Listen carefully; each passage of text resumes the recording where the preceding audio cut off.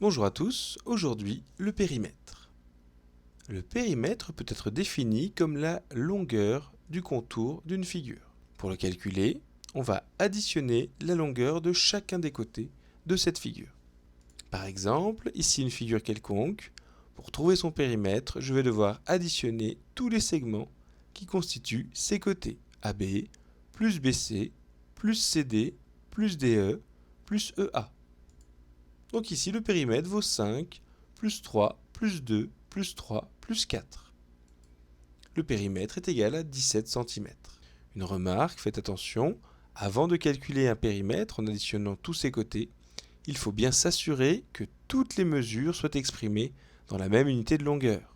Si j'ai des mètres, des centimètres et des décimètres, je dois bien tous les convertir dans l'une des trois, donc que des centimètres ou que des mètres ou que des décimètres, avant de pouvoir faire mon addition. Pour calculer les périmètres des formes les plus usuelles, le carré, 4 côtés de même longueur, donc 4 fois la mesure d'un côté. Par exemple, un carré de côté 2 cm, on va faire 4 fois 2, on trouve un périmètre de 8 cm. Pour le rectangle, on a une longueur, une largeur. On va devoir faire longueur plus largeur plus longueur plus largeur, ce qui revient à faire 2 fois la somme entre la longueur et la largeur. Ici par exemple, avec une largeur de 2 cm et une longueur de 3 cm, je vais faire 3 plus 2, 5, et 2 fois 5, 10 cm. Donc le périmètre de ce rectangle vaut 10 cm. Pour les triangles, pas d'autre choix que d'additionner simplement les trois côtés, comme pour n'importe quel polygone. Dans cet exemple, avec un côté de 3,9 cm, un autre de 2,8 et un troisième de 2,7, j'additionne les trois valeurs, je trouve 9,4 cm. Pour le cercle, c'est un peu plus difficile.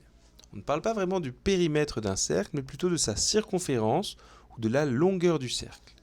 Pour calculer la longueur du cercle, on va être dépendant d'un nombre qu'on appelle pi.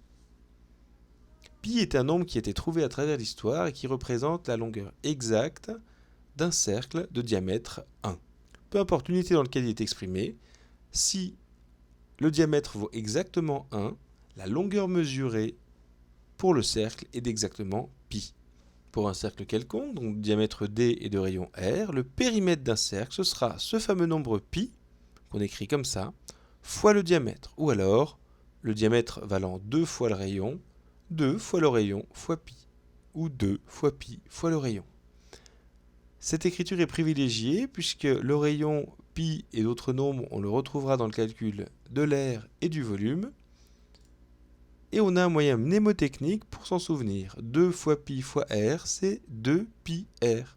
2 pierres. Un moyen de s'en souvenir. Alors, que vaut pi?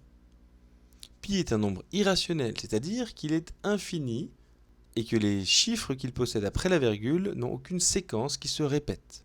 On le retrouve dans tous les cercles pour calculer leur périmètre. Et on approximera souvent sa valeur avec 3,14, nombre duquel il est assez proche.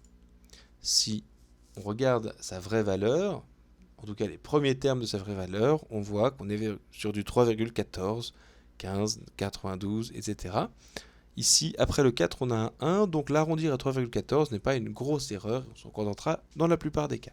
Pour la petite histoire, des gens ont tenté d'apprendre par cœur le plus grand nombre de décimales, donc de chiffres après la virgule, dans le nombre pi. Le record est détenu par un psychiatre japonais qui a récité les 83 147 premières décimales de pi en un peu plus de 13 heures. Bien sûr, ce nombre est irrationnel, c'est une conquête pour l'humanité. Deux autres japonais ont tenté d'en découvrir le plus de décimales possible, et avec des ordinateurs, ils ont réussi à calculer plus de 10 000 milliards de décimales du nombre pi, en plus de 371 jours de travail sur ordinateur. On n'ira sans doute jamais plus loin que ça. Voilà, merci.